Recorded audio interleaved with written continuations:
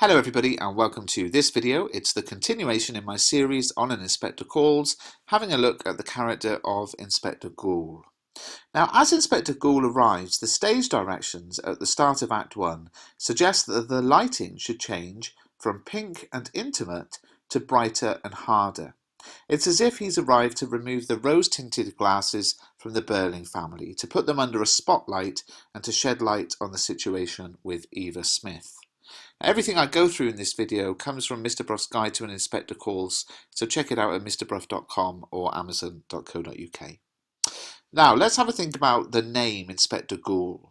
The word Goole has different possible interpretations. It sounds like Goole, as in Ghoul, and suggests someone with an interest in death, which would link to the inspector's inquiries about Eva Smith.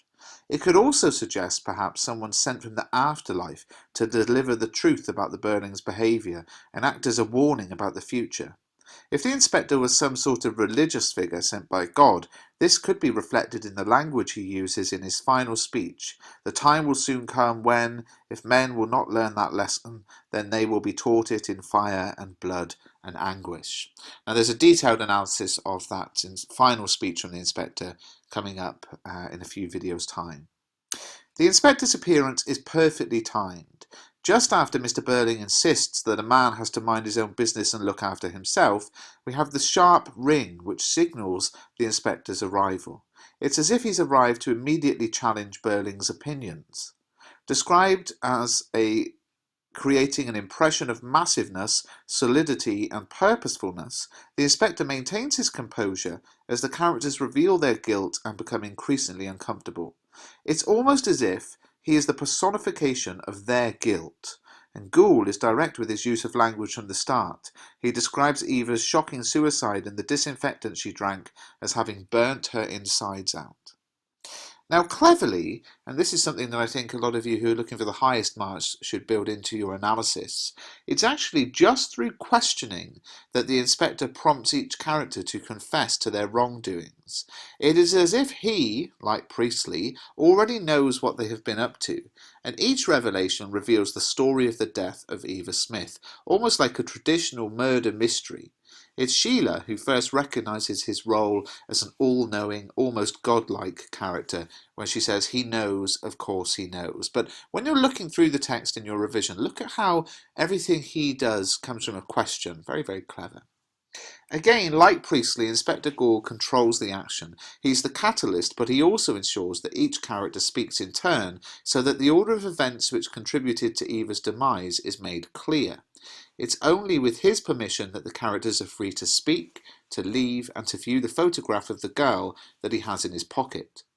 He frequently has his authority challenged by Mr. Burling, but, of course, as we know, he ignores all of his protests and reminds us of his social standing. Mr. Burling wants to sort of say, look, you don't know who I am. I'm pretty high up in society. You need to go. But of course, we have the reply with public men have responsibilities as well as privileges. Ultimately, though, it is not possible for the inspector to influence all of the characters to change their selfish ways. And that's one of the interesting things. If we think, well, what is Inspector Goole all about? He wants to make the characters change for the better. He wants to make them realise that their actions have an impact on others and that they, exactly as we see on the screen, that they have responsibility. And that privilege that they have, the wealth and social standing, needs to be used for positive good as well. But as we know, he has about a 50-50 success rate. Sheila and Eric sort of see the error of their ways and want to change, but Mr. and Mrs. Burling don't.